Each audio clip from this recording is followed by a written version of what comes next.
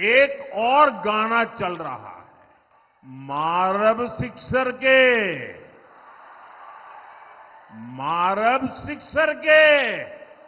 6 गोली छाती में।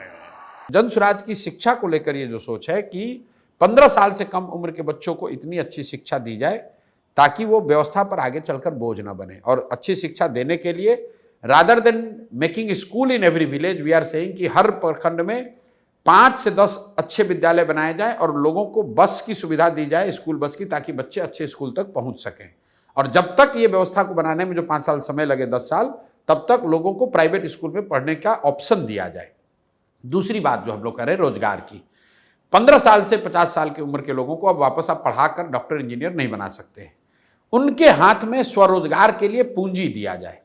बिहार में पूंजी की बहुत कमी है। पूंजी की कमी इसलिए है कि हर साल बिहार से करीब करीब 2 से 2.5 लाख करोड़ रुपया बैंक ट्रांसफर कर रहे हैं दूसरे जगह। ये बिहार का पैसा है। बिहार का अगर सीडी रेशियो आप देखेंगे तो यहाँ देश के सीडी रेशियो 70 है, यहाँ पर 40 है। तो हम लोग की सोच ये है कि 3 चीज करके यहाँ स्वरोजगार पैदा किया जा सकता है। पहला, बैंकों के साथ मिलकर काम किया जाए ताकि यहाँ पूंजी उपलब्ध हो। ये 2 लाख करोड़ रुपया जो बिहार के लोगों का पैसा है जो बाहर जा रहा है वो बिहार में ही रहे, बिहार के लोगों को लोन मिले ताकि लोग अपना घर बनाएं, उद्योग लगाएं, कृषि में काम करें।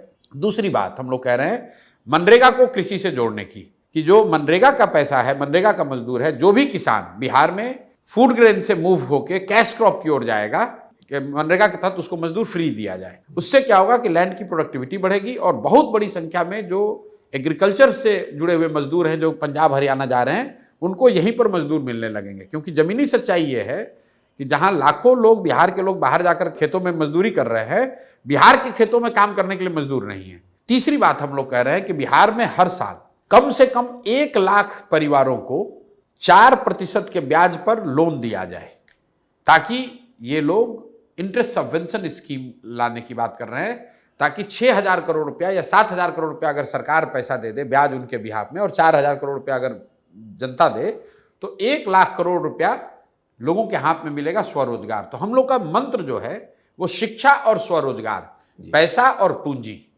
ये 2 चीज से बिहार का सुधार हो सकता है। जब लोगों को शिक्षा होगी और उनमें काम करने के लिए उनके पास पूंजी होगा तो अपने आप बिहार में तरक्की होगी, अपने आप रोजगार आएगा, पलायन रुकेगा।